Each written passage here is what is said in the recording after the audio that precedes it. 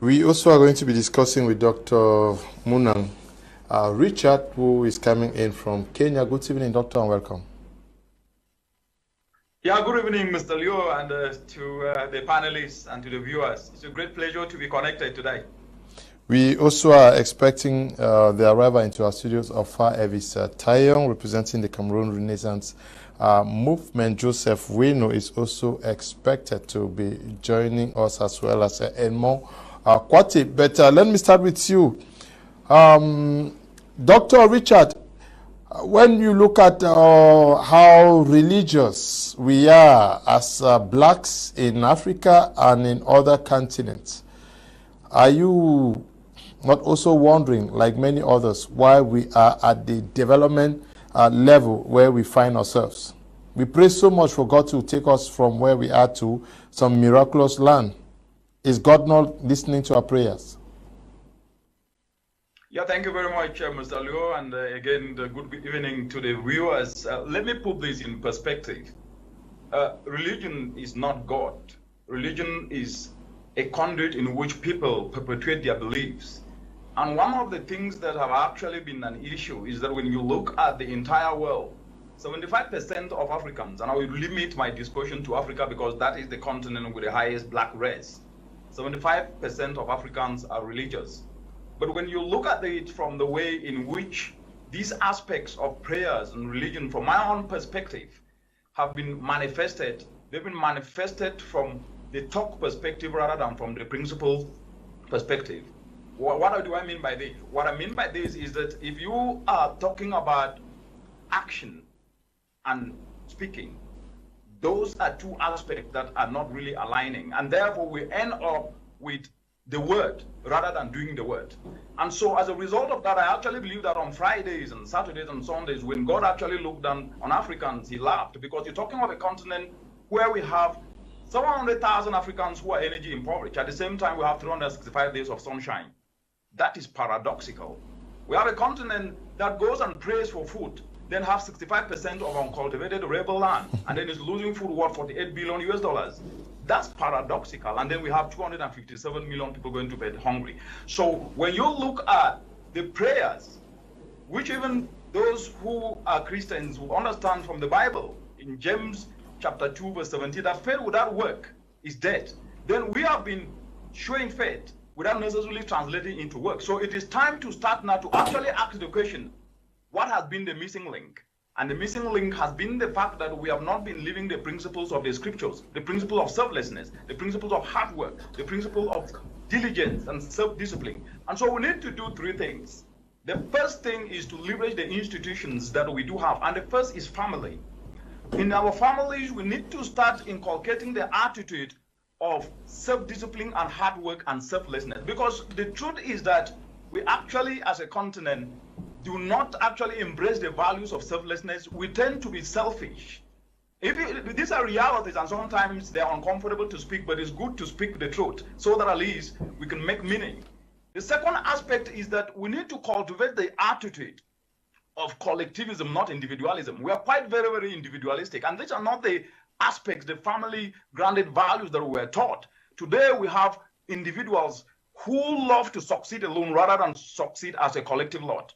And the third aspect is that we need to start ingraining this in our educational system to make the values of diligence, self-diligence, the values of selflessness become part and parcel of every citizen in the entire African continent. If not, people will always try to outshine others for individualistic reasons and pray, and when they get anything through dubious means, they say that we're being blessed by God. I believe that God bless everybody, and by living, we are all blessed. And so what we need to do is to become useful and start to know that prayer alone will not be able to bring the miracles that we so much cherish.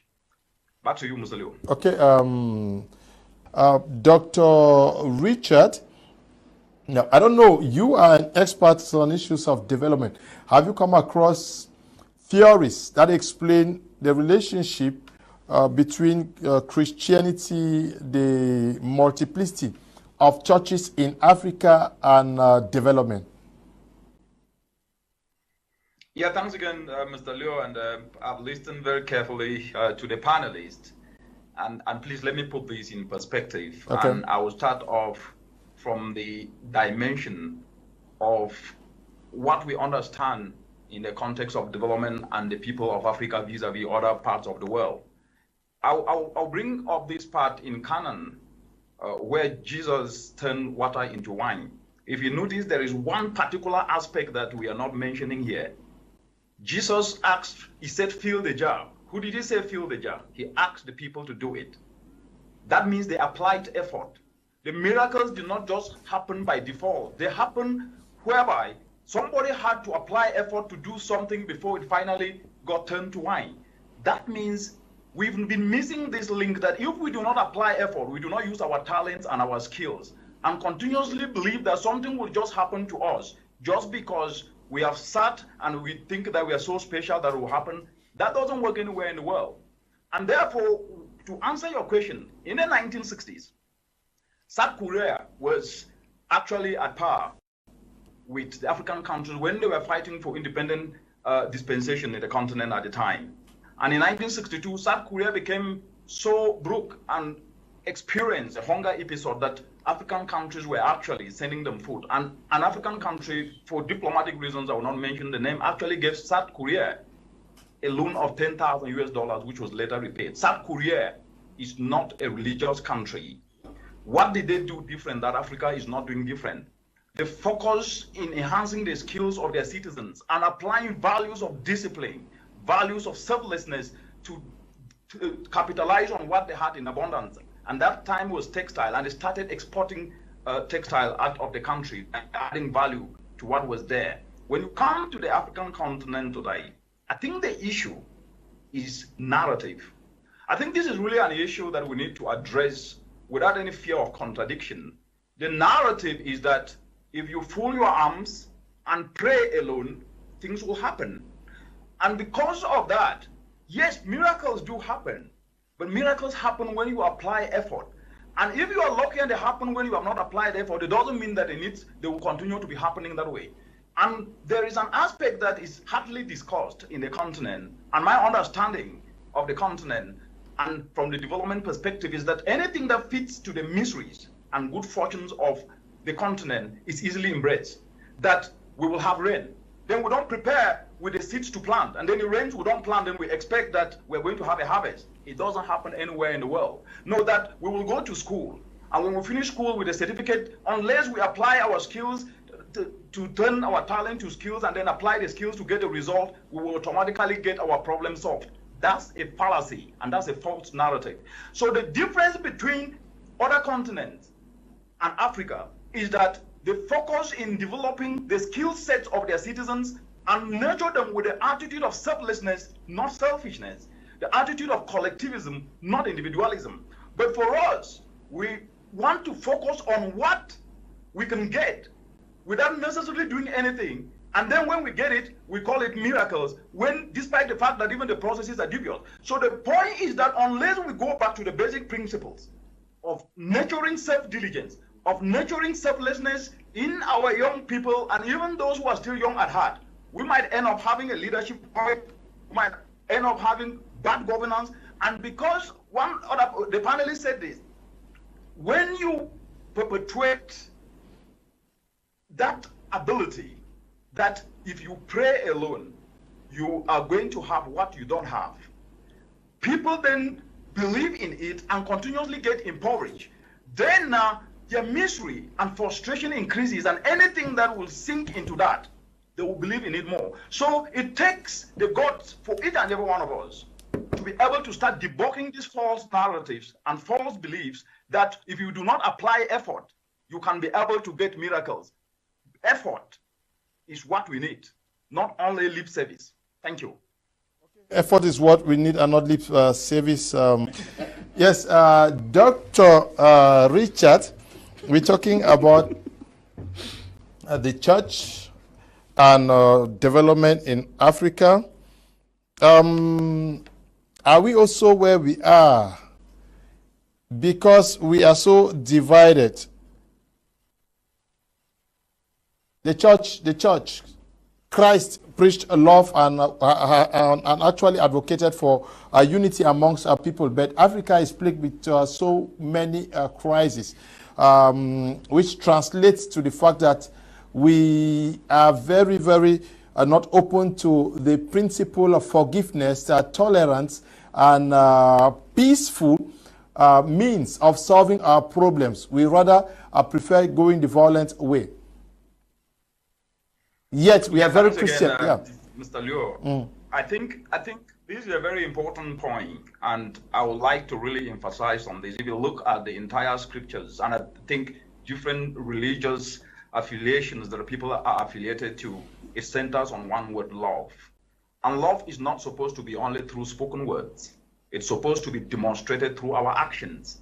And if you look at the entire African continent, we are very good at talking. I mean, if we were to be given a Nobel Peace Prize or a prize, we will win that. We pay lip service to reality and talk about issues and problems more than we talk and prefer solutions. And this makes us to miss one word: kindness. Religion should be kindness, as simple as that. Religion should be kindness. It should be about kind to one another. It should be being another brothers and sisters keeper, not being the person, the enemy to the brother or sister. It should be about getting worried that if I see my neighbor not having food, I should be able to work harder and engage with the neighbor so that we can work together to produce food to share. It should be about selflessness. It should be about collectivism, because the biggest thing we can be able to do is to be useful to the society. And that is what we should all espouse. And that's kindness. That's selflessness. That's what the entire religious fraternity should focus on. Am I saying that they don't focus on? Some do. But let's put it in perspective. When you look at any aspect of development in the African continent, whether it is our education, it's Western benchmark. Let's not talk as if it's only religion that is Western benchmark. The problem with the continent today is that as a result of what we are told, we accept it without actually putting it within the context in which we are today. Institutions are people. Institutions are not buildings. It is people that actually drive change. It is not just mere words, it is action. And if you live by example, even if you don't go to church, and even if you don't pray, if you live by example, people will emulate you. If you are kind, if you are selfless, if you are nice, those are the principles that actually God actually exhibited when he was on earth. Love, kindness, being another brother's keeper. So the point I'm trying to make is that we need to go down to values. And these values need to be taught in every part of the society in which we are in, whether it is in church, whether it is in school. And we start to inculcate and integrate this to become part of the mainstream transformational development in everything we do, to live by example, to talk about how people can be useful to society, to never ever use the word problem and solution at the same time, because when we start putting people that people are problem people, and especially the young people, they say they're the problem. No, we need to start inspiring people so they can see themselves as useful and make them know that when you leave, you are blessed. That's already a miracle, but you need to be useful.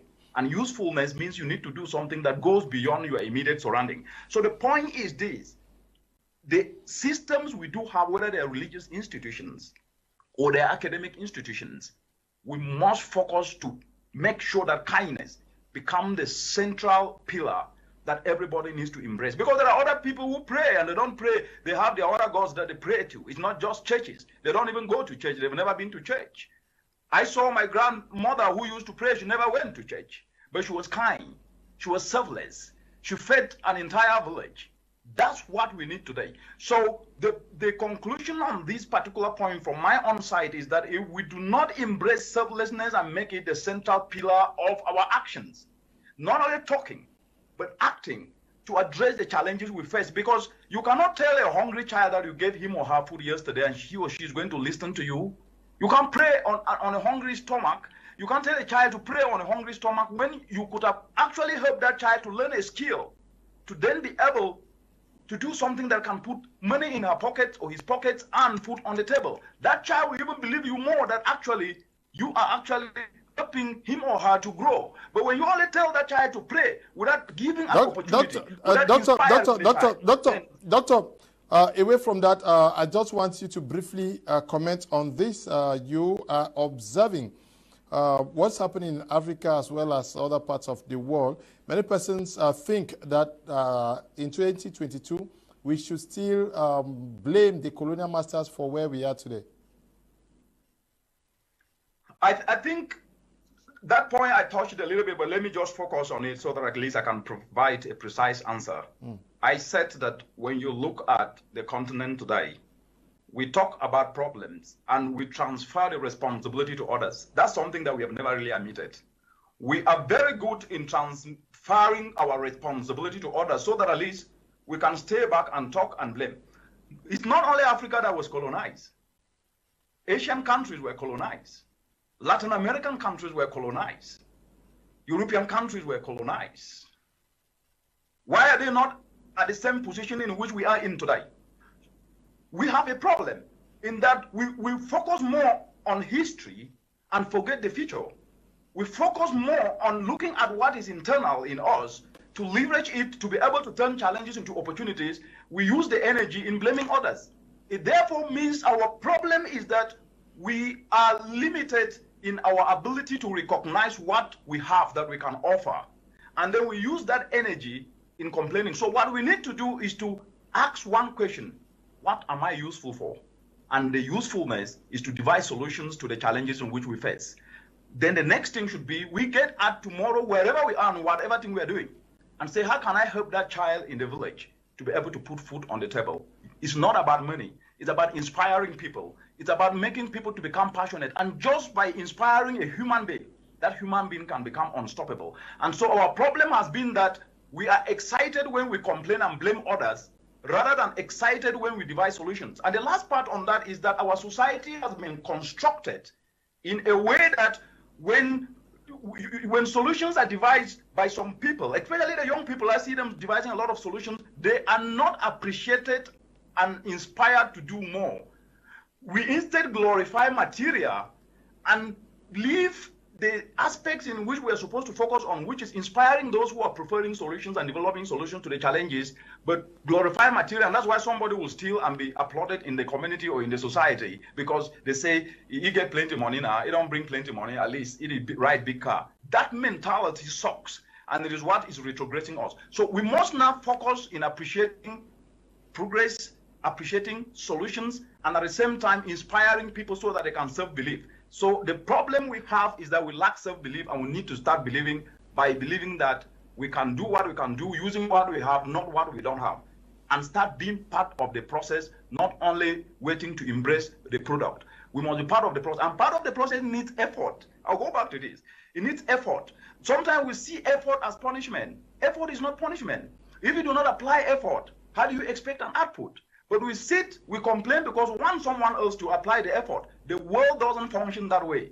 And we will continue to mark time if we do not change this mentality that we currently have. Dr. Richard, you certainly listen to him. He says, without prayers, Africa would have been wiped out by the colonialists. What is the interest of the colonialists to wipe out Africa and not the other continents? I think that's one of the most ridiculous statements I've ever heard in my entire life.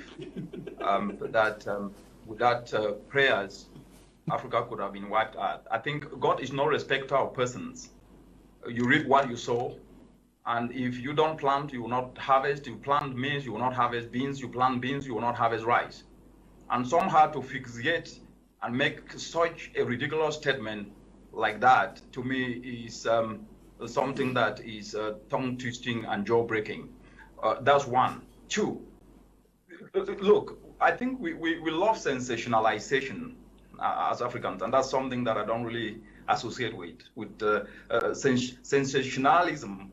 Sometimes whip up emotions, and that's what some people like, but it doesn't sustain in the long run, because what Africa needs today is socio-economic liberation. Our founding fathers fought for self-determined rule.